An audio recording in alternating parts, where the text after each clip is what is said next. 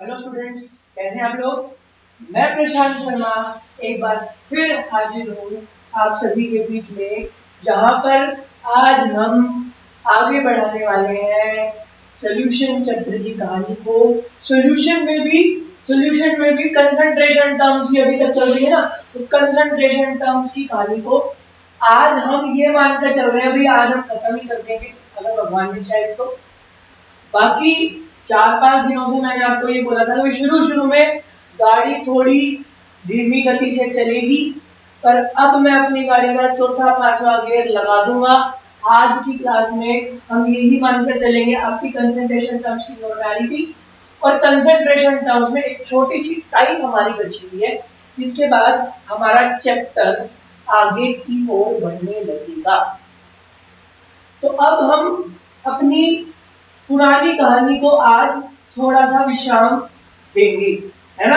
तो आज हम सॉल्यूशन चैप्टर की कहानी है भाई, सॉल्यूशन, ठीक है। हमने क्या कर लिया था, हमने कर लिया था बच्चों मोल फ्रैक्शन, है ना। मोल फ्रैक्शन में हमने ये बात जानी थी कि मोल फ्रैक्शन क्या होता है आपका, it is nearly a fraction. ये क्या है, ये सिर्फ एक फ्रैक्शन है। किसका किसका फ्रैक्शन है, किसका किसका फ्रैक्शन है, the number of moles of that component, जिस भी कंपोनेंट का, सॉल्यूशन के दो कंपोनेंट ए और बी, है ना, ए प्लस बी उसके दो कंपोनेंट है। अगर हमें मोल फ्रैक्शन निकालना है कंपोनेंट ए का, मतलब सोलवेंट का, तो उसका फॉर्मूला क्या होगा, the number of moles of solvent to the total number of moles. Total की हमने बात करी, टोटल हमारा क्या होगा, सॉल्यूशन। सॉल्यूशन के मोल्स कैसे बनेंगे, सोल्यूट के मोल्स प्लस सोलवेंट, सोल्यूट के मोल्स प्लस सोलवेंट के मोल्स हमारे सॉल्यूशन के मोल्स बनेंगे। ये हमने कर लिया। परसेंटेज में डाटा, इसमें से आपको क्वेश्चन आ सकता है, मतलब आपको अगर 20% दे दिया जाए, 20% किसी भी चीज का एक्वस सॉल्यूशन दे दिया जाए, 20% एक्वस सॉल्यूशन दे दिया जाए, तो उसका मतलब क्या है कि सॉल्यूशन हमारा 100 है, सोल्यूट कितना है 20, और सोलवेंट कितना है 80। मोल्स निकल जाएंगे, सोल्यूट के moles given mass upon molar mass, solvent के moles given mass upon, put करो निकालो। ये हमने कर लिया था। हमने एक क्वेश्चन और लास्ट में जाते जाते ये करा था कि भाई हमारा, अगर मुझे मोल फ्रैक्शन और मोलैलिटी में इंटर कन्वर्जन करनी है, तो वो क्वेश्चन बहुत इंपॉर्टेंट है। उस क्वेश्चन को आप जरूर एक बार देख कर जाइएगा जब भी आप किसी भी एग्जाम या किसी भी टेस्ट के लिए आप जा रहे हैं। आज हम अपनी कहानी को आगे बढ़ाने जा रहे हैं। जो हमारी कंसंट्रेशन की जो रेलगाड़ी थी, उसका आखिरी स्टेशन आने वाला है, और आने से पहले हम एक टॉपिक करेंगे, एक लास्ट कंसंट्रेशन टर्म करेंगे, नॉर्मैलिटी। लास्ट कंसंट्रेशन टर्म करेंगे हम कोई अपनी नॉर्मैलिटी। नाम से, बस ये नाम से नॉर्मल है, नाम से ही नॉर्मल है, पर इसमें कुछ भी नॉर्मल नहीं है, इसमें कुछ भी नॉर्मल नहीं है। बच्चों को बहुत कंफ्यूज करती है, बच्चों को बहुत ये वाली कंसंट्रेशन टर्म बहुत कंफ्यूज करती है। तो अब हम बनने जा रहे हैं नॉर्मैलिटी। जैसे हर हर कंसंट्रेशन टर्म में मैंने आपको सिखाया है, क्या याद करना है, क्या आपको साथ लेकर चलना है, वो डेफिनेशन साथ लेकर चलना है, डेफिनेशन से फॉर्मूला खुद बनाना है ना। मैंने मोल फ्रैक्शन में भी यही करा, मैंने मोलैलिटी में भी यही करा, मैंने मोलैलिटी में भी यही करा, मैं नॉर्मैलिटी में भी यही कर रहा हूँ। पहले नॉर्मैलिटी की डेफिनेशन देखो, यहां पर क्या है, number of gram equivalent, number of gram equivalent of solute. बेटा यहां पर आपके मोल्स यूज नहीं है, यहां पर आपके मोल्स यूज नहीं है। यहां पर क्या है, मोल्स की जगह नंबर ऑफ ग्राम इक्विवेलेंट। इसका मतलब यहां से ये पता चला ना, it is independent of moles, independent of moles है ये कहानी आगे अभी जब हम क्लास के एंड में पहुंचेंगे ना, तो ये सेंटेंस देखना आपका कितना यूज होगा। इंडिपेंडेंट ऑफ मोल, मोल पर डिपेंड नहीं करती, बल्कि किस पर डिपेंड कर रही है भाई, नंबर ऑफ ग्राम इक्विवेलेंट पर डिपेंड कर रही है। Dissolved the number of gram equivalent dissolved per litre of solution, per litre of solution.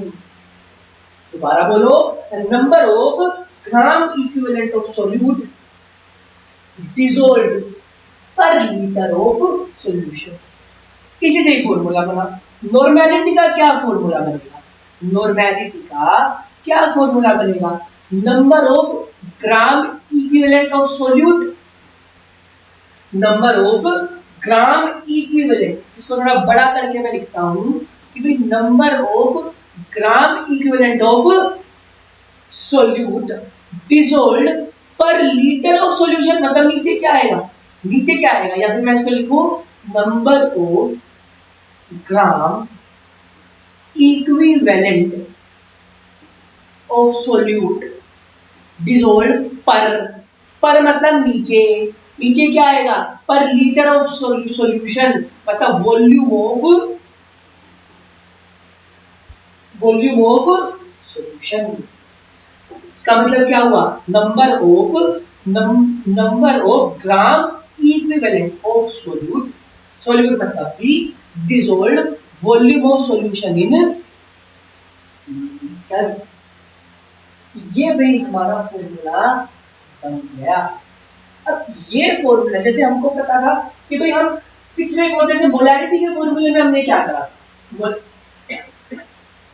Molarity के फॉर्मूले में हमने क्या करा, नंबर ऑफ मोल्स को खोला था, है ना, नंबर ऑफ मोल्स किसमें खोला था, गिवन मास अपॉन मोलर मास। तो एक बड़ा सा फॉर्मूला हमारा तैयार हो जाता है ना। ऐसे ही बच्चों हमें अब इस फॉर्मूले को खोलना है, number of gram equivalent of solute upon volume of solution in litre. आपकी बात समझ में? अब आप मेरी बात ध्यान से सुनो, बहुत ध्यान से, बहुत इत्मीनान से सुनना, क्योंकि कहानी थोड़ी लंबी है, एक बार समझ में आ गई तो फिर आप चुटकियों में अपने क्वेश्चन सोल्व करने लग जाएंगे। देखिए, जो नंबर ऑफ ग्राम इक्विवेलेंट का, जैसे मोल्स का क्या फॉर्मूला था, अगर मैं मोल्स का फॉर्मूला निकालूं तो गिवन मास अपॉन में molar mass, given mass upon में मोलर मास। ऐसे ही नंबर ऑफ ग्राम इक्विवेलेंट का क्या फॉर्मूला है, नंबर ऑफ ग्राम इक्विवेलेंट का फॉर्मूला क्या है, गिवन मास अपॉन में इक्विवेलेंट मास। बात समझ में आई क्या? नंबर ऑफ ग्राम इक्विवेलेंट का जो फॉर्मूला है वो क्या है, गिवन मास अपॉन में इक्विवेलेंट मास।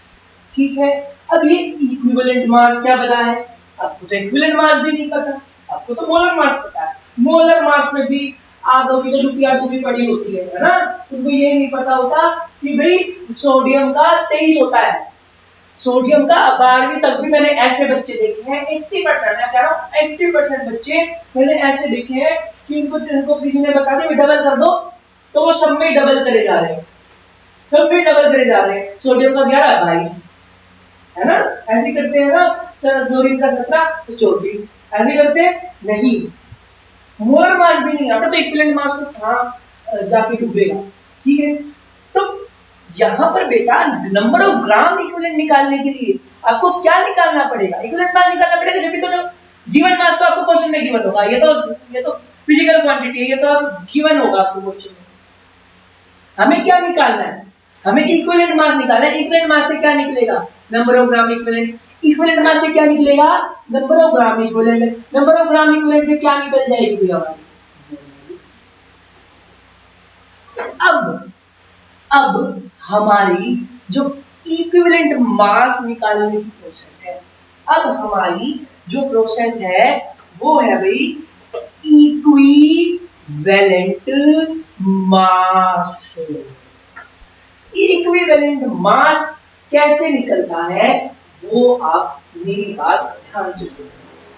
इक्विवेलेंट मास जो होता है ना, इक्विवेलेंट मास तीन चार चीजों का निकलता है।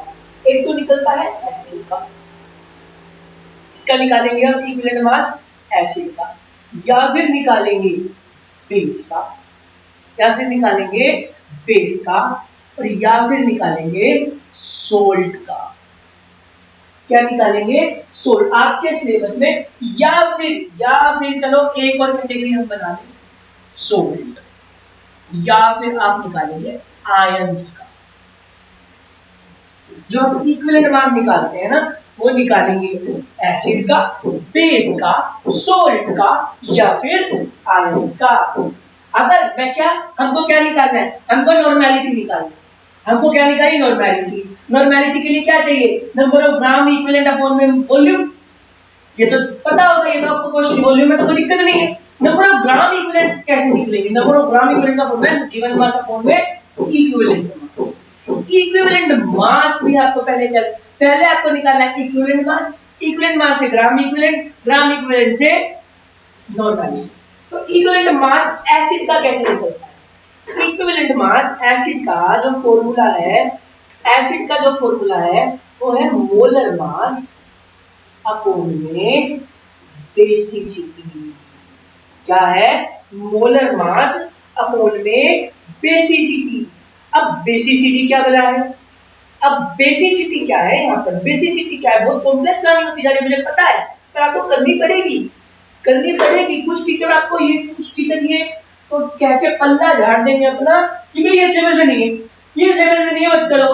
क्यों भाई, क्यों नहीं करे? हमारे हम ये तो अब कटा है ना, ये तो बेटा नॉर्मेलिटी का अब कटा है। जब से ये कोविड के बाद जो नया आपका सिलेबस चेंज हुआ था, उससे पहले तो टीचर्स पर, इससे तो पहले तो बच्चे पढ़ते थे, मैंने भी पढ़ी है, मेरे और बड़ों ने पढ़ी है, तो आपको क्यों वंचित रखा जा रहा है इन चीजों से, है ना? तो आप भी पढ़ो, थोड़ी सी कहानी मुश्किल लगेगी, पर जब आप सीख जाओगे, जब आप एक पाथवे बनाना सीख जाओगे, आप बहुत आसानी से करोगे।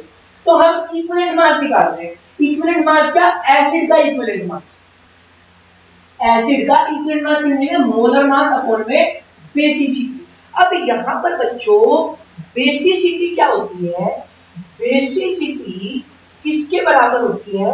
Number of replaceable H plus ion, number of replaceable H plus ion। देखो जैसे जैसे जैसे अगर मैं यहाँ पर बेसिसिटी की बात करूं, तो HCl कितने में टूटता है? H प्लस और Cl माइनस, H प्लस और Cl माइनस। तो इसकी बेसिसिटी क्या हो गई? इसकी बेसिसिटी हो गई 1। इसकी बेसिसिटी कितनी हो गई? 1। H2SO4 कितनी? H प्लस 2 होती है और SO4 2 माइनस, तो इसकी बेसिसिटी कितनी हो गई? 2। बेसिसिटी का मतलब होता है कि एक एसिड कितनी H प्लस देने में सक्षम है, कितनी H, मतलब वो कितनी बेस की OH को न्यूट्रलाइज करने में सक्षम है, इसीलिए उसको क्या बोलते हैं? बेसिसिटी बोलते हैं। Number of H replaceable H plus ion, replaceable मतलब जितनी H प्लस आयन है डोनेटेबल है, जितनी H प्लस आयन क्या है? डोनेटेबल है, वही उसकी बेसिसिटी हो जाएगी। H2SO4 की बेसिसिटी 2 है, HNO3 की 1 है, क्योंकि वो एक ही H प्लस आयन लेता है। बात समझ में आ गई? ठीक है, इसकी बता दो CH3COOH, इसकी बता दो 1 सेकंड में बता दो। इसकी मैं पानी पी लूं, 1 सेकंड में बता दो।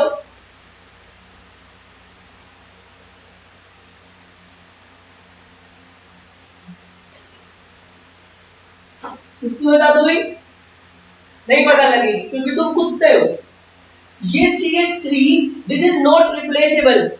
मैंने कहा सारी H रिप्लेसेबल नहीं हो सकती किसी भी एसिड में, ये तो हम 9वीं 10वीं से पढ़ते आ रहे हैं। ये चीज तो बच्चों 9वीं 10वीं से पढ़ते आ रहे हैं कि सारी H प्लस आयन रिप्लेसेबल नहीं होती, है ना? यहाँ पर सिर्फ कौन सी रिप्लेसेबल आयन है? बस ये है।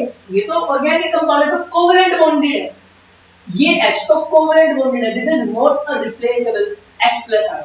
तो ये बेसिसिटी में काउंटेबल नहीं है, तो इसकी बेसिसिटी 1 ही होगी, 1 ही होगी। बात समझ में आ गई? तो अब देखो, अगर मुझे HCl का इक्विवेलेंट मास निकालना है, इक्विवेलेंट मास निकालना है तो कैसे निकलेगा? इसका मोलर मास कितना होता है? 36.5। अब भाई मोलर मास की क्यों उम्मीद कर रहे हो क्या मेरे से? हैं? मोलर मास की उम्मीद कर रहे हो? चप्पल ही मारूंगा फेंक के तुम्हारे कैमरे में साथ लगी। मोलर मास भी सिखाना पड़ेगा 12वीं क्लास के बच्चों को। 36.5 और इसका इसी कितनी प्लेस पे आया है 1, तो इसका जो इक्विवेलेंट मास आ गया 36.5। इसका जो इक्विवेलेंट मास आ गया वो कितना आ गया? 36.5। ऐसे ही अगर मैं H2SO4 का निकालूं, अगर मैं H2SO4 का निकालूं, H2SO4 का कैसे निकलेगा? इसका मोलर मास कितना होता है? 98। इसका मोलर मास कितना होता है? 98। कितनी H प्लस देगा ये? 2 देगा ना, तो इसका जो इक्विवेलेंट मास होगा वो 49 होगा। इसका जो इक्विवेलेंट मास होगा वो 49 ही होगा। 98 इसका मोलर मास है, 98 इसका क्या है? मोलर मास, और इक्विवेलेंट मास इसका क्या है? 49। आगे बात समझ में? एसिड का कैसे? मोलर मास अपॉन में बेसिसिटी, अपॉन में बेसिसिटी तो मोलर मास इक्विवेलेंट मास निकल जाएगा, ग्राम इक्विवेलेंट निकल जाएगा, मोलैरिटी निकल जाएगी, है ना? पाथवे बनाओ, क्या कहां से कहां? आपको नीचे से जाना ऊपर। आपको नॉर्मेलिटी सबसे ऊपर की चीज है। नॉर्मेलिटी क्या है? सबसे ऊपर की चीज। आपको कहां से शुरू करना है? पहले इक्विवेलेंट मास निकालेंगे, इक्विवेलेंट मास निकाल के फिर क्या निकालेंगे? Number of gram equivalent. Number of gram equivalent निकाल के क्या निकल जाएगी? Normality. Number of gram equivalent निकालते क्या निकल जाएगी? आपकी नॉर्मेलिटी। आपकी हवा निकल जाएगी, आपकी हवा निकल जाएगी नॉर्मेलिटी निकालते। हाँ, ये बहुत सारे एसिड्स हैं, आपको तोड़ तोड़ कर देखना है। HCl, H+Cl- में HNO3 H+ और NO3-। अरे पता है ना कैसे टूटते हैं एसिड? जैसे मैं कार्बोनिक एसिड को तोड़ रहा हूँ, कार्बोनिक एसिड को तोड़ रहा हूँ, 10वीं क्लास की चीज है। अगर मैं कार्बोनिक एसिड को तोड़ रहा हूँ तो कैसे? देखो यहाँ पर हमें क्या दिख रहा है? यहाँ पर कार्बोनेट, पॉलीएटॉमिक आयन से पता होगी ना, कार्बोनेट आयन टूट रही है, CO3 2-। तो ये क्या है? हमारी रिप्लेसेबल H+। 2 है तो यहाँ पर कितना आ जाएगा? बात समझ में आ गई? HNO3 को अगर तोड़ना है, HNO3 को तोड़ना है, यहाँ पर हमें कौन सी पॉलीएटॉमिक आयन दिख रही है? NO3-। तो जो ये वाली H+ बची वही हमारी क्या है? रिप्लेसेबल है। वही हमारी क्या है? रिप्लेसेबल है। तो इसकी बेसिसिटी क्या हो जाएगी? 1। इसकी बेसिसिटी कितनी हो जाएगी भाई हमारी? 1। अब मेरी बात आप ध्यान से सुनिए, एसिड की हमने निकालने सीख ली। अब हम किसकी निकालने सीखेंगे भाई? बेस। बेस की बोलती है, बेस की क्या है? बेस में क्या आएगा? मोलर मास अपॉन में यहां पर क्या आएगा? एसिडिटी। मोलर मास अपॉन में एसिडिटी, मोलर मास अपॉन में एसिडिटी। एक बार लगा लो, मोलर मास अपॉन में एसिडिटी। और यहाँ पर एसिडिटी क्या है? एसिडिटी वो नहीं भाई, इनो वाली एसिडिटी नहीं। अबे इनो वाली एसिडिटी नहीं, जब तुमको चाट पकोड़े खाने से होती है एसिडिटी। यहाँ पर है number of replaceable OH- ion. Number of replaceable OH- ion की एक बेस एसिड की कितनी H+ को न्यूट्रलाइज कर सकता है ना?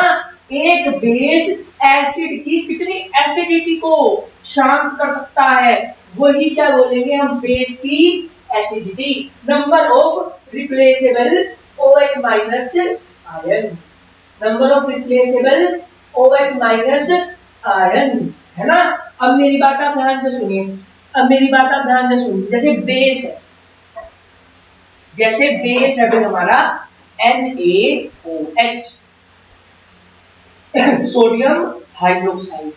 क्या है भाई? Sodium hydroxide. तो कैसे टूटेगा?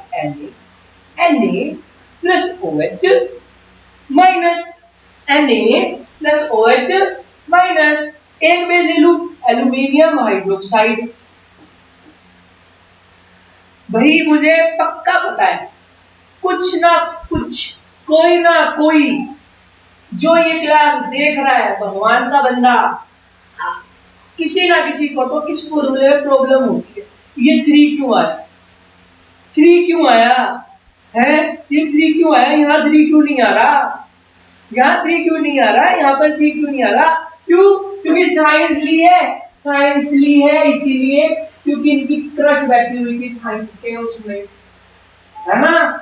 और स्कूल में लगा दिया एक पंखा। पहले स्कूल वाले आनाकानी कर रहे थे, हम नहीं देंगे, हम नहीं देंगे साइंस, है ना। बेड़ा गर्क वो स्कूल वालों का जो बेचारे एक पंखे में बिक रहे हैं, जो टीचर्स एक पंखे में बिक रहे हैं, पंखा लगा देते हैं और वाटर कूलर लगा देते हैं, और फिर वो साइंस मिल जाती है। साइंस मिलने के बाद फिर ये पूछते हैं क्योंकि उनकी क्रश बैठी हुई। ज्यादा से ज्यादा क्या, अगर कोई अच्छा इंसान होगा वो क्यों चाहेंगे? क्योंकि उसका दोस्त यारी वहां पर, दोस्ती यारी वहां पर चल रही है, तो हम भी साइंस लेंगे, है ना। इसीलिए यहाँ पर ये कंफ्यूजन हो रही है कि भाई ये 3 क्यों आया, है ना। इसीलिए कंफ्यूजन हो रही है यहाँ पर, ये 3 क्यों आया। बेटा 10वीं क्लास में दोबारा, आप 10वीं क्लास में दोबारा जाओ तो ये पता करके आओ कि फॉर्मूला लिखूंगा, क्लोज वाला एक फॉर्मूला होगा, ठीक है। तो यहाँ पर कैसे टूटेगा ये? Al3 plus OH minus MgOH whole twice. कैसे टूटेगा? Mg2 प्लस 2OH माइनस, यहाँ पर 3 आएगा क्योंकि 3 OH है। तो इसकी अगर मैं बेसिसिटी कैलकुलेट करूं, इसकी बेसिसिटी कैलकुलेट करूं तो कितनी होगी? 1, इसकी बेसिसिटी होगी 3, इसकी बेसिसिटी होगी 2, इसकी बेसिसिटी कितनी होगी? 1। और सॉरी, अब एक एसिड की तो एसिडिटी निकलती है। तुम्हारे वाला वायरस कैमरे को चीरते हुए मेरे पास आ रहा है ना, आ गया, देख लो असर हो रहा है। कोविड से भी खतरनाक वायरस है तुम्हारा। एसिडिटी कितनी है इसकी? 1, OH की 3, और इसमें MgOH वोल्ट प्राइस कितनी है? तो अगर मुझे NaOH की निकालनी है तो ये क्या होता है? 23 और 1 24, 24 और 40 अपॉन में 1। बात समझ में आ गई? ये है भाई इसकी बेसिसिटी। MgOH होल प्राइस की निकाल लेना, MgOH होल प्राइस की निकाल, ऊपर क्या आएगा? मोलर मास, और नीचे क्या आ जाएगा? 2। नीचे क्या आ जाएगा? 2, क्योंकि वहां पर जो एसिडिटी है वो कितनी है? 2। ठीक है। सोल्ट, अब सोल्ट की निकालनी सीखते हैं। सोल्ट की जो इक्विवेलेंट मास होता है, सोल्ट का जो इक्विवेलेंट मास होता है वो होता है कि भाई आपका मोलर मास अपॉन में total positive charge, molar mass upon में टोटल पॉजिटिव चार्ज। देखो NaCl का, NaCl एक सोल्ट है, सोडियम क्लोराइड एक सोल्ट है ना। कैसे बनेगा इसका? देखो, इसका मोलर मास होता है 58.5 ग्राम पर मोल। बात निकली है तो बनने दो कि भाई मोलर मास की जो SI यूनिट होती है वो ग्राम पर मोल होती है। इससे पहले भी जो क्वेश्चन करे उसमें भी हम क्वेश्चन कर रहे थे तो वो ग्राम पर मोल ही कर रहे थे, उसमें ग्राम पर मोल ही पुट कर रहे थे, ठीक है। अपॉन में क्या चार्ज है सोडियम पर कितना चार्ज है? 1 चार्ज है ना उसका, है ना। बात समझ में आ गई? जैसे MgCl2 मैग्नीशियम क्लोराइड, इसका मोलर मास निकाल कर लिख देना, पर यहां पर क्या आएगा नीचे? क्योंकि इसके Mg पर क्या चार्ज है? Mg पर कितना चार्ज है भाई? 2, Mg पर 2 चार्ज है, +2 होता है। अब आयंस की देखो, आयंस की देखो, इसमें होता है भाई मोलर मास अपॉन में चार्ज, चार्ज का सिर्फ मैग्नीट्यूड, चार्ज का सिर्फ मैग्नीट्यूड, माइनस प्लस नहीं, जैसे जैसे जैसे CO3 2 माइनस, जैसे CO3 2 माइनस, ऊपर आएगा इसका मोलर मास और नीचे क्या आ जाएगा 2, नीचे क्या आ जाएगा 2। आ गई बात समझ में? तो मैं आपको 1 मिनट दे रहा हूं, इसको एक बार उतार लो, इसको एक बार आप उतार लो, तब मैं 2 घूंट पानी।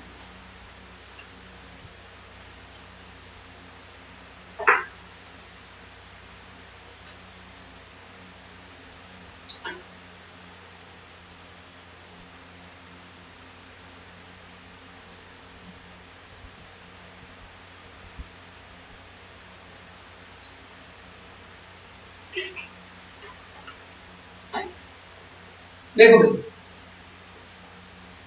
देखो तो हमने ये निकालना सीख लिया था, इसके बाद में देखो, अब मेरी आप बात ध्यान से सुनो। तो चले दोबारा नॉर्मेलिटी ताई के पास, चले हम नॉर्मेलिटी ताई जी के पास, जो क्या कह रही है, जो क्या कह रही है, जो इतनी नकली है, कहती मैं वो मोलैरिटी जैसी नहीं हूं, मैं वो जैसे एक जेठनी होती है ना, वो कहते मैं अपनी और देवरानियों की तरह नहीं हूं, है ना?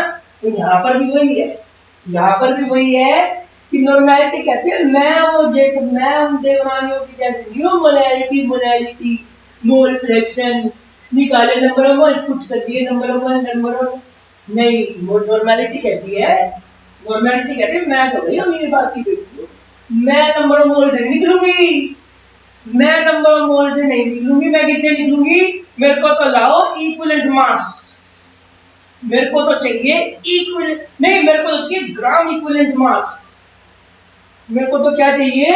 Gram equivalent mass. इसीलिए इसकी डेफिनेशन है, इस नॉर्मेलिटी का की जो डेफिनेशन है वो क्या है? Number of gram equivalent mass upon में वॉल्यूम इन लीटर, अपॉन में वॉल्यूम इन लीटर। फिर इस नंबर ऑफ ग्राम इक्विवेलेंट को कैसे तोड़ोगे? कैसे तोड़ोगे?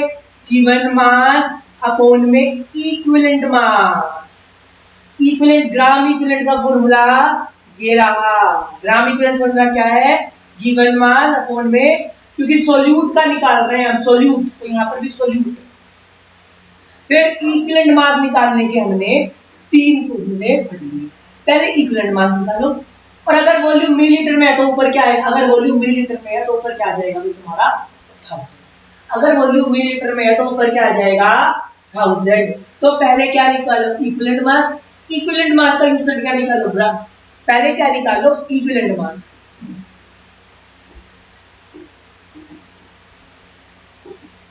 पहले क्या निकालो? इक्विवेलेंट मास, इक्विवेलेंट मास का यूज करके क्या निकलेगा? ग्राम इक्विवेलेंट, ग्राम इक्विवेलेंट से क्या निकाल दो भाई तुम? ग्राम इक्विवेलेंट से तुम भाई क्या निकाल दो? नॉर्मेलिटी। चलो करते हैं, चलो चलो चलो करते हैं हम एक क्वेश्चन, चलो चलो चलो, सिंपल क्वेश्चन है, चलो चलो चलो करते हैं एक क्वेश्चन, चलो चलो चलो करते हैं एक, मैं चाहूं मैं चाहूं दूर देश चला जाऊं, बैठो,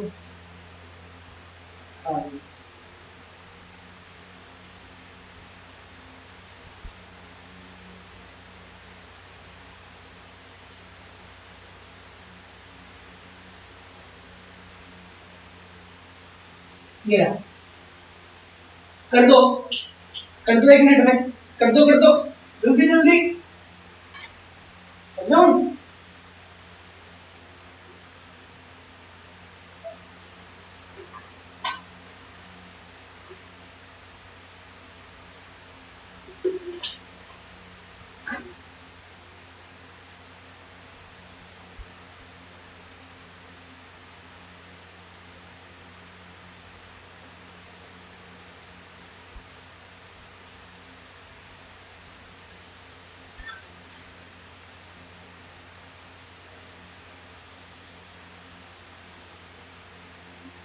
देखो देखो मेरी बात ध्यान से मेरी बात आप ध्यान से सुनो।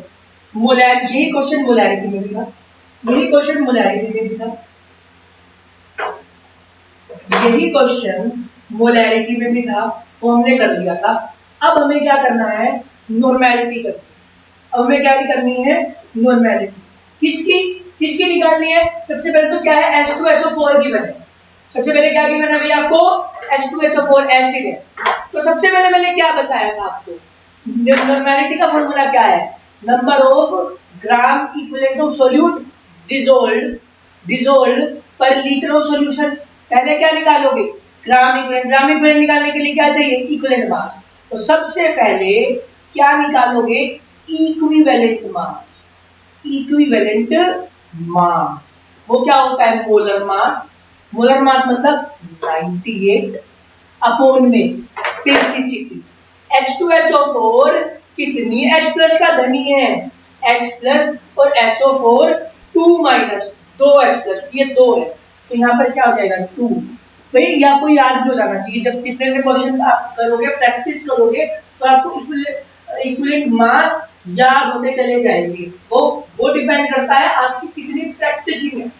तो 49 आ गया भाई आपका इक्विवेलेंट मास। इक्विवेलेंट मास निकालने के लिए क्या निकालना, फिर उसके बाद क्या निकालना, number of gram. Number of gram equivalent क्या होते हैं, गिवन मास अपॉन में equivalent mass, given mass upon में इक्विवेलेंट मास। कितना गिवन मास है, 9.8 और कितना 49 है ना। तो ये क्या हो जाएगा 0.2।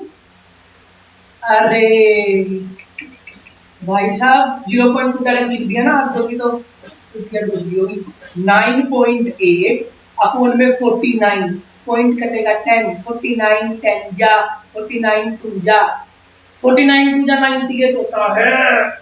तो 2 बटे में 10 मतलब 0.2 ग्राम इक्विवेलेंट, 0.2 ग्राम इक्विवेलेंट। अब क्या निकालना है, अब मोलैरिटी। वो आ गई ताई जी को हमने क्या निकाल के दे दिया, number of gram equivalent dissolved per litre of solution. Per litre of solution है, पर सॉल्यूशन की वॉल्यूम हमें किस में दी हुई है, सेंटीमीटर क्यूब में। तो ऊपर क्या आ जाएगा 1000। इससे आगे सोल्व नहीं करूंगा, इससे आगे सोल्व नहीं करूंगा। अब आप ये उतारो उतारो, तब तक मैं आपके लिए क्वेश्चन दूंगा।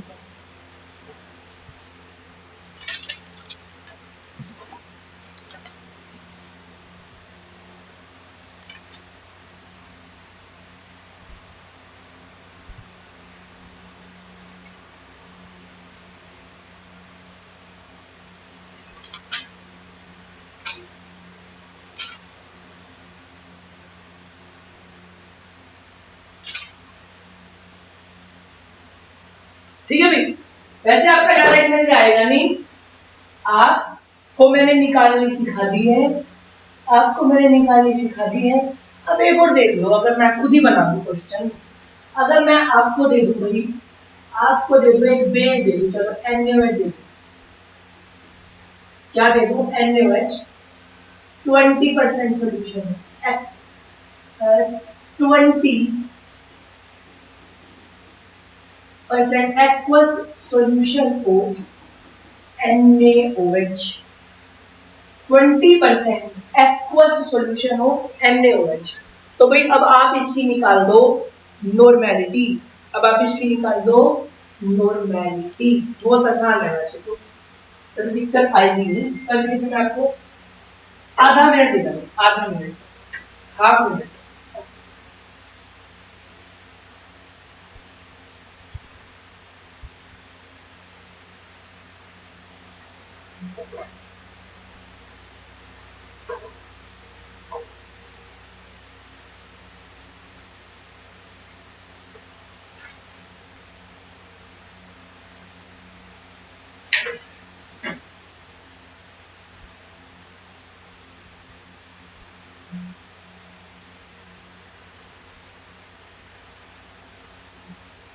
देखो भाई ये डाटा है, तो इसने क्या दे दिया अभी हमें 20 ग्राम है NaOH, कितना है 20 ग्राम है हमारा NaOH। तो इसकी क्या निकालनी है, अच्छा मैंने क्या नहीं दिया, अच्छा यहां पर भाई तुम्हें डेंसिटी दे दी, चलो यहां पर तुम्हें डेंसिटी दी 1.12 ग्राम पर सेंटीमीटर। अच्छा अब करो, अब करो, हाँ हाँ ठीक है, मेरी मिस्टेक है, ठीक है क्योंकि वॉल्यूम नहीं दी थी ना, ठीक है ठीक है, करो करो करो करो, करो।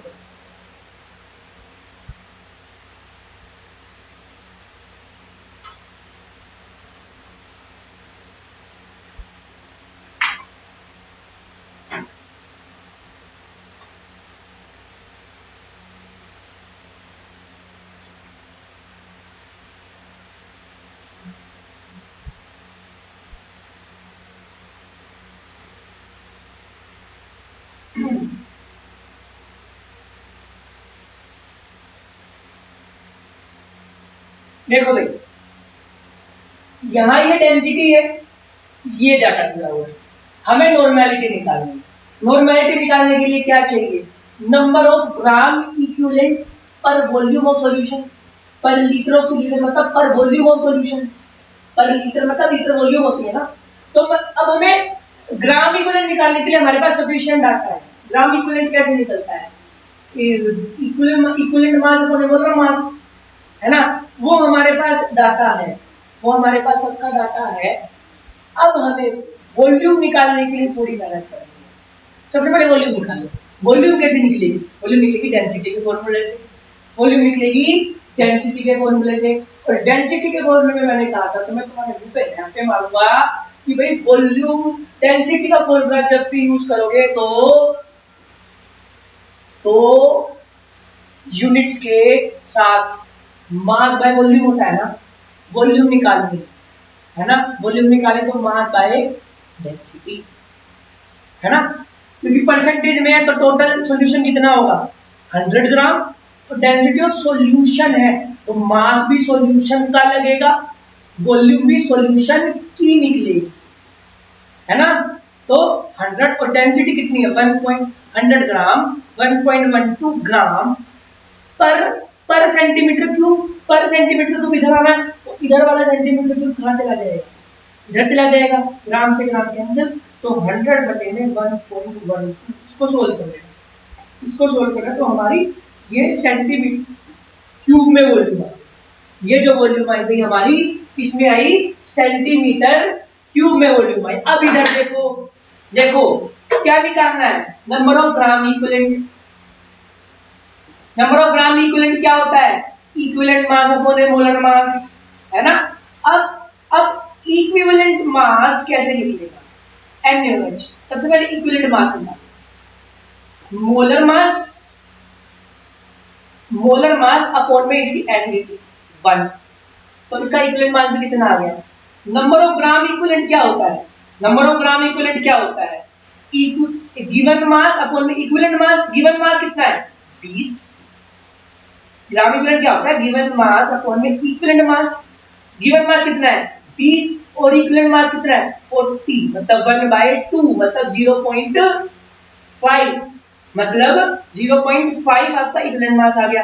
अब निकालो नॉर्मेलिटी, नॉर्मेलिटी क्या होता है, number of gram equivalent, number of gram equivalent कितना आ गया 0.5, यहां से निकाल लिया, अपॉन में वॉल्यूम ऑफ सॉल्यूशन वहां से निकल गई, 100 बाय 1.12 पर चला जाएगा, 100 बाय 1.12 पर चला जाएगा, और क्योंकि सेंटीमीटर क्यूब में है तो ऊपर क्या आएगा, क्योंकि ये सेंटीमीटर क्यूब में थी वॉल्यूम तो ऊपर क्या आएगा 1000 आएगा, पॉइंट काटो 2, पॉइंट काटो 3, कर दो इसको, कर दो आ जाएगा, पॉइंट लगा दे, बात समझ में आ गई। तो ये आपकी एक्सप्रेशन मतलब परसेंटेज और डेंसिटी, तो आपका ये हो जाएगा, ठीक है, डायरेक्ट वॉल्यूम ना देकर, पर यहाँ पर इक्विवेलेंट ग्राम इक्विवेलेंट निकालने की दिक्कत होती है, ग्राम इक्विवेलेंट निकालने से पहले आपको इक्विवेलेंट मास निकालना पड़ेगा, क्यों, क्योंकि इक्विवेलेंट मास ग्राम इक्विवेलेंट का फॉर्मूला होता है गिवन मास अपॉन में equivalent mass, given mass upon में इक्विवेलेंट मास, बात समझ में आ गई। तो ये है अभी आपका नॉर्मैलिटी की कहानी। तो मेरी तरफ से ये कंसंट्रेशन टर्म्स। अच्छा, एक टीपीएम रह गई। टीपीएम बहुत अच्छी कहानी है, हम लास्ट में कभी कर लेंगे। मैं नहीं समझता उससे कोई क्वेश्चन आएगा, बता दूंगा। पर अभी एक जो मोस्ट इंपोर्टेंट टॉपिक है, मतलब एक स्पेशल टाइप है, एक छोटी सी टाइप है जो कई बार बच्चों को परेशान कर देती है, जो कई बार बच्चों को परेशान कर देती है, उसको हम अभी डिस्कस करते हैं। और बहुत इसके हर प्रकार के क्वेश्चन कराऊंगा, इजी, मॉडरेट और हार्ड। इजी, मॉडरेट और हार्ड। हार्ड में 2 तरीकों से कराऊंगा। अभी देखो, अभी आपकी क्लास रहती है, देखो फिर बता। मान लो मेरे पास एक सॉल्यूशन था, उसकी एक परफेक्ट मोलैरिटी थी। उसकी मुझे क्या गिवन है? मोलैरिटी। और उसकी मुझे क्या गिवन है? वॉल्यूम। है ना? मान लो मेरे पास 2 मोलर का NaCl सॉल्यूशन है, 2 लीटर। 2 मोलर का 2 लीटर NaCl सॉल्यूशन मेरे पास है। मैंने क्या करा? उसको डाइल्यूट कर दिया। डाइल्यूशन क्या होती है? डाइल्यूशन होती है एडिंग ऑफ सॉल्वेंट, मतलब सॉल्वेंट। है ना? मैंने क्या कर दिया? उसके अंदर उसको डाइल्यूट कर दिया। उसको क्या कर दिया? डाइल्यूट। क्या कर दिया भाई? डाइल्यूट कर दिया। तो उसकी मोलैरिटी मान लो M2 हो गई। पहले उसकी मोलैरिटी M1 थी, वॉल्यूम V1 थी। मान लो मैं इसको हाइपोथेटिकल कंडीशन में लेकर चलूं कि भाई मेरे पास एक सॉल्यूशन था, इसकी मोलैरिटी M1 है और उसकी वॉल्यूम V1 है। ठीक है, ये है 1 केस। सेकंड में मैंने इसमें डाइल्यूशन करी। मैंने क्या करी भाई? डाइल्यूशन, इसको डाइल्यूट कर दिया, मतलब सॉल्वेंट ऐड कर दिया। तो इसकी मोलैरिटी M2 होगी। डाइल्यूशन मतलब सॉल्वेंट को ऐड करें तो कंसंट्रेशन कम हो जाती है। तो कंसंट्रेशन क्या हो जाती है? कम। तो इसकी कंसंट्रेशन अब M2 हो जाएगी और वॉल्यूम क्या हो जाएगी?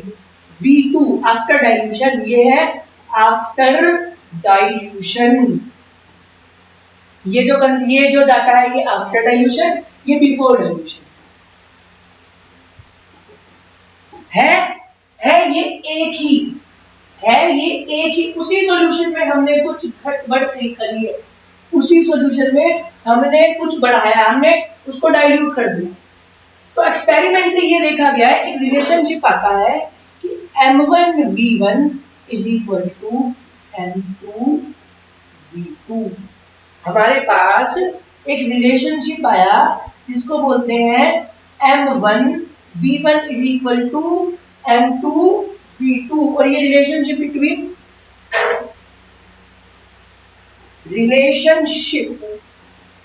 Between molarity and volume in dilution। Dilution के बाद क्या होता है? ये कहानी बहुत इंपॉर्टेंट है कि अगर मैंने किसी भी सॉल्यूशन, एक पर्टिकुलर कंसंट्रेशन का सॉल्यूशन को डाइल्यूट कर दिया बाय एडिंग सम सॉल्वेंट, तो उसकी वॉल्यूम बढ़ जाएगी। सॉल्यूशन की वॉल्यूम बढ़ जाएगी ना, क्योंकि सॉल्यूशन की वॉल्यूम सॉल्यूटेड सॉल्वेंट की, मैं अगर सॉल्वेंट बढ़ा रहा हूं तो ऑब्वियसली बात है सॉल्यूशन की वॉल्यूम बढ़ेगी। तो पहले उसकी वॉल्यूम V1 थी, अब वॉल्यूम सॉल्यूशन की क्या है? V2। वॉल्यूम की सॉल्यूशन की वॉल्यूम क्या है? V2। तो ये रिलेशनशिप याद कर लो, M1V1 is equal to M2V2। इसको बोलते हैं मोलैरिटी इक्वेशन। इसको बोलते हैं मोलैरिटी इक्वेशन। अच्छा, इसमें स्टार नोट डालकर लिखना कि भाई ये वाली जो मोलैरिटी इक्वेशन है ना, वो सेम केमिकल के लिए यूज होगी। मतलब केमिकल वही है, उसी सॉल्यूशन, वो केमिकल की जगह मैं क्या कर लूं? Same solution. उसी सॉल्यूशन में हम उसी सॉल्यूशन में कुछ ऐड कर रहे हैं, है ना? उसी सॉल्यूशन की वॉल्यूम को कुछ चेंज कर रहे हैं, कुछ ना कुछ करके, है ना? तो हमारी ये equation M1V1 is equal to M2V2। मतलब पहले H2SO4 था, अब मान लो पहले 20% H2SO4 था, अब H2SO4 80% हो गया है, तो H2SO4 ही ना, H2SO4 ही, यहाँ पर भी H2SO4 है, वहां पर भी H2SO4 है, तो वहां पर हम कौन सी इक्वेशन यूज करेंगे, हम कौन सी इक्वेशन यूज करेंगे, M1V1 is equal to M2V2, but बहुत बड़ा but, if different chemicals are used,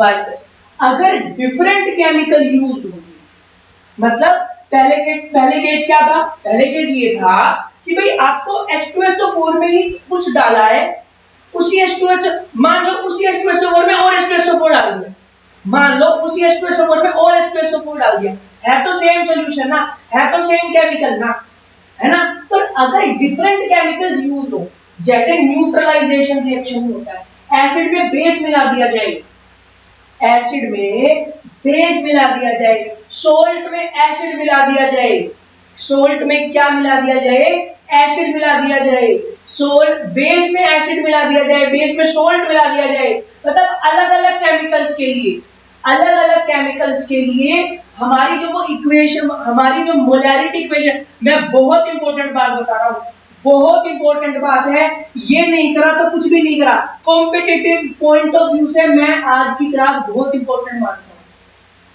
हमारी मोलैरिटी इक्वेशन थी M1V1 is equal to M2V2, ये जब था जब उसी केमिकल के बारे में तुम्हें क्वेश्चन में एक ही केमिकल दिया, उसी केमिकल की कुछ ना कुछ करके कंसंट्रेशन या परसेंटेज चेंज कर दी, है ना, पर अगर मैं दो केमिकल्स का यूज करूंगा, अगर मैं दो केमिकल्स का यूज करूंगा तो हमारी जो मोलैरिटी की इक्वेशन बन जाएगी M1V1 अपॉन में N1 is equal to M2V2 upon में M1V1 अपॉन में N1 is equal to M2V2 upon में N2।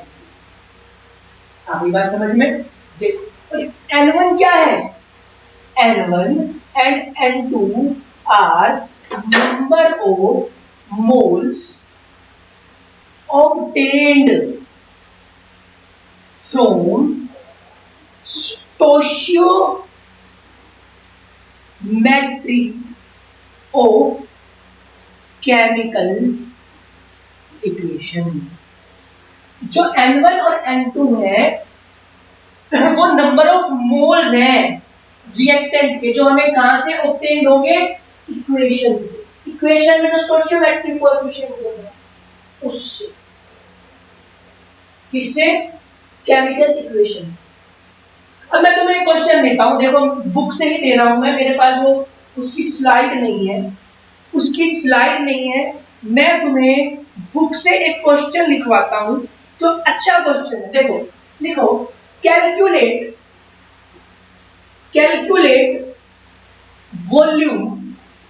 वॉल्यूम ऑफ 80% H2SO4,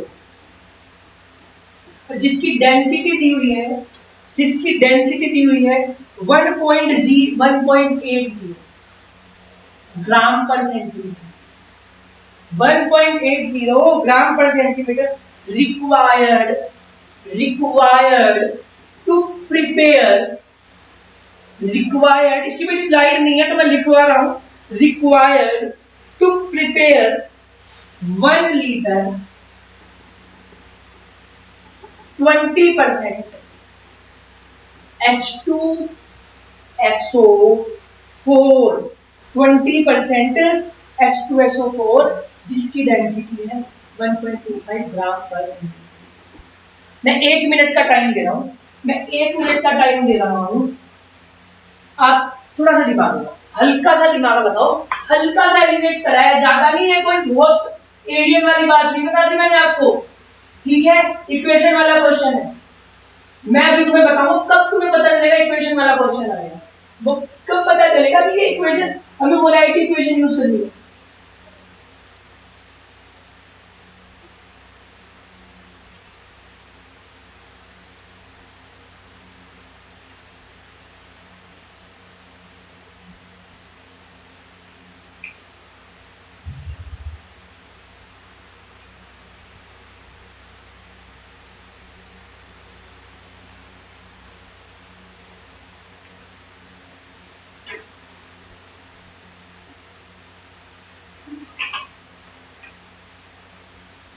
देखो मैंने तुम्हें क्या बताया था, मैंने तुम्हें ये बताया था मोलैरिटी इक्वेशन जब यूज करते हैं तब एक ही सॉल्यूशन में कुछ उसकी कंसंट्रेशन का कुछ फर्क हो रहा हो, उसकी कंसंट्रेशन पहले कुछ है, उसकी कंसंट्रेशन बाद में कुछ है।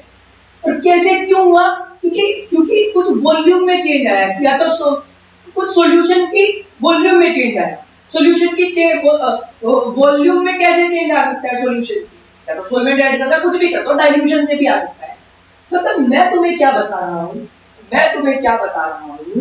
कि भाई जब एक सॉल्यूशन से उसी सॉल्यूशन में कुछ चेंज करके दूसरा सॉल्यूशन बनाया जाए, एक सॉल्यूशन को चेंज करके उसमें उसकी वॉल्यूम को कुछ कम ज्यादा करके उसमें कुछ ऐड वगैरह करके एक दूसरा सॉल्यूशन बनाया जाए, तो उसमें हमारी मोलैरिटी इक्वेशन चाहिए। ये क्वेश्चन यही तो कह रहा है कि कितना H2SO4 की वॉल्यूम लें, कितना 80% H2SO4 की वॉल्यूम लें कि हमारा उससे एक सॉल्यूशन प्रिपेयर हो जाए 1 लीटर। तो यहां पर आएगा भाई M1V1 is equal to M2V2। मेरे को पता लग गया भाई एक सॉल्यूशन से दूसरा सॉल्यूशन बनाना है, एक सॉल्यूशन से दूसरा सॉल्यूशन बनाना है ना। 80% से 20% वाला बनाना, 80% वाला कितना ले, तो यहां पर ले ले भाई हम 80% वाले का डाटा, तो यहां पर ले ले 20% वाले का डाटा, यहां पर ले ले 20% वाले का डाटा। देखो इसकी मोलैरिटी निकल जाएगी, इसकी मोलैरिटी निकल जाएगी ना, H2SO4 वाले की मोलैरिटी निकल जाएगी। हमको गिवन मास पता है, मोलर मास पता है, डेंसिटी से वॉल्यूम निकल जाएगी, डेंसिटी से क्या निकल जाएगी, वॉल्यूम निकल जाएगी। तो तुम इसकी मोलैरिटी निकाल लोगे, निकल गई। V1 हमको निकालना है क्योंकि इसी की तो कैलकुलेट वॉल्यूम है, इसी की क्या कैलकुलेट द वॉल्यूम ऑफ 80%, है ना। तो हमें इसकी तो V1 निकालनी है, तो हमें ये निकालना है इज इक्वल टू M2 भी तुम निकाल लोगे, M2 भी तुम निकाल लोगे ना, क्योंकि तुम्हें इस वाले का गिवन मास भी पता है, इस वाले का मोलर मास भी पता है, इसकी वॉल्यूम भी तुम डेंसिटी से निकाल लोगे, निकालनी सिखा दी ना मैंने तुम्हें, इसकी वॉल्यूम भी तुम डेंसिटी से निकाल लोगे, मोलैरिटी निकल जाएगी इसकी, इस वाले की भी। परसेंटेज और डेंसिटी मोलैरिटी की पहली टाइप की करवाई थी, मोलैरिटी की पहली टाइप की कराई थी। परसेंटेज और डेंसिटी से हम मोलैरिटी कैसे निकालते हैं, परसेंटेज दी हुई है और डेंसिटी दी हुई है, मोलैरिटी निकाल लोगे, M2 होगी इनटू V2 हमें दिया हुआ है 1 लीटर, V2 हमें दिया हुआ है 1 लीटर, तो यहां से इसका x क्या आ जाएगा, M2 इंटू 1 लीटर अपॉन में M1। अब तुम इसमें वैल्यू पुट करके देखा, मैंने तुम्हें निकालनी बता दी है, मैंने तुमको निकालना सिखा दिया है कि कैसे परसेंटेज और डेंसिटी में से मोलैरिटी निकालते हैं। तो ये भी हमारा हो गया, ये 20% वाले की है और ये 80% वाले की। तो जब तुम्हारे एक ही सॉल्यूशन के को चेंज कराना है, एक ही सॉल्यूशन की अरे परसेंटेज भी तो कंसंट्रेशन ही होती है, परसेंटेज वाली तो मैंने पहले वो 80% था, अब वो 20% हो गया। मैंने तुम्हें बताया था ना पहले दिन, पहला ही मेथड, पहली कंसंट्रेशन टर्म मैंने परसेंटेज कराई है। क्लास को रिवाइंड करके देख लो, क्लास को रिवाइंड मतलब पहली क्लास या दूसरी क्लास में मुझे ध्यान नहीं, तो मैंने पहली कंसंट्रेशन टर्म ही कराई, कंसंट्रेशन टर्म परसेंटेज ही कराई। तो तुमको परसेंट एक कंसंट्रेशन से दूसरी कंसंट्रेशन पर जाना है, क्या चेंज करके वॉल्यूम चेंज हो रही है, तो तुमको ये वाली इक्वेशन का यूज करना है, इस वाली इक्वेशन का आपको यूज करना है। ऐसे क्वेश्चन आपके आ सकते हैं। अब हम एक और क्वेश्चन करते हैं, इसमें आपको पता चलेगा कि कौन सी इक्वेशन यूज करनी है। What volume of 10% mass by volume, Na2CO3 will require to neutralize 100 MnOHCl solution containing 3.65 gram HCl, 3.65 gram HCl। एक मिनट की वैल्यू समझो, कुछ ना कुछ तो दिमाग लगाओ। मैं तुमको ये 1 मिनट क्यों दे रहा हूं मेरे को नहीं पता, या फिर तुम कौन हो, तुम कौन पढ़ रहे हो, पर फिर भी मैं 1 मिनट इसलिए दे रहा हूं कि भाई अपनी तो खुराफात करो। क्या पता आधा क्वेश्चन तुम दिमाग में कर ही लो, क्या पता आधा क्वेश्चन तुम दिमाग में कर ही लो, तो कितनी खुशी होती है ना कि हाँ ये हमने पहले कर लिया, सबसे पहले हमने कर लिया था ये चीज, है ना, कितनी खुशी होती है। वो खुशी के हिस्सेदार बनोगे तुम। बताओ अपना दिमाग।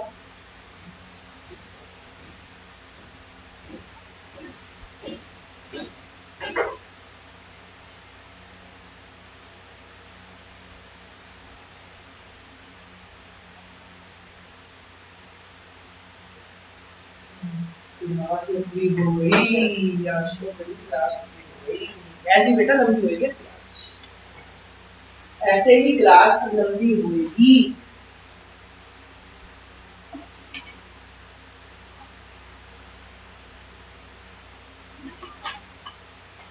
पांचवा गियर कर दिया मैंने।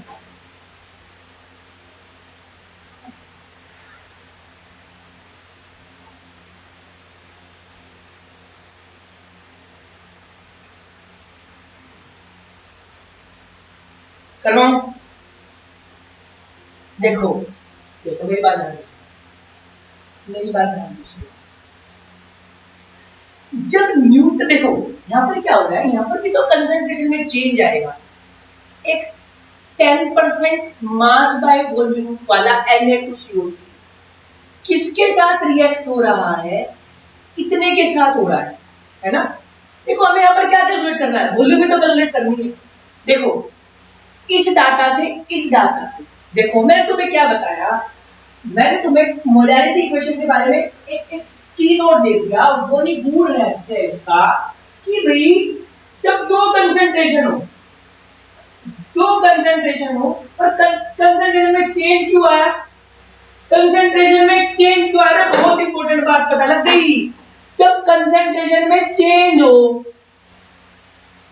ड्यू टू वॉल्यूम, है ना, एक बेसिक चीज मानकर चलो, एक बेसिक चीज आप समझो, जब कंसंट्रेशन में चेंज हो, है ना, किसकी वजह से, वॉल्यूम ऊपर नीचे हो रही है, सॉल्यूशन की वॉल्यूम ऊपर नीचे हो रही है, और वो वॉल्यूम किसी भी वजह से, या तो तुम सॉल्वेंट डाल दो, सोल्यूट डाल दो, किसी भी मतलब वॉल्यूम चेंज की वजह से आपकी कंसंट्रेशन चेंज हो रही है ना। मोलैरिटी इक्वेशन, मोलैरिटी में वॉल्यूम आता है ना, मतलब वॉल्यूम से मोलैरिटी चेंज कर सकते हैं, वॉल्यूम चेंज की वजह से आपकी मोलैरिटी चेंज हो रही है। अब या तो वो कंसंट्रेशन चेंज सेम केमिकल में हो सकती है या सॉल्यूशन में हो सकती है।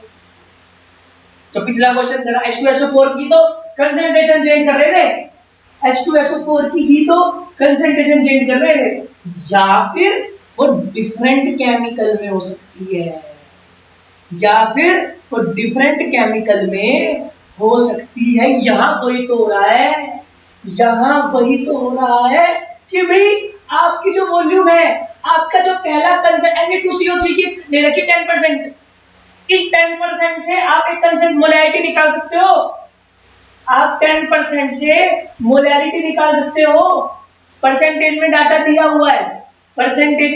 दिया हुआ है, जो आपको ये वाला, इससे एक वो निकाल सकते हो तुम, मोलैरिटी की डेफिनेशन, मोलैरिटी निकाल सकते हो।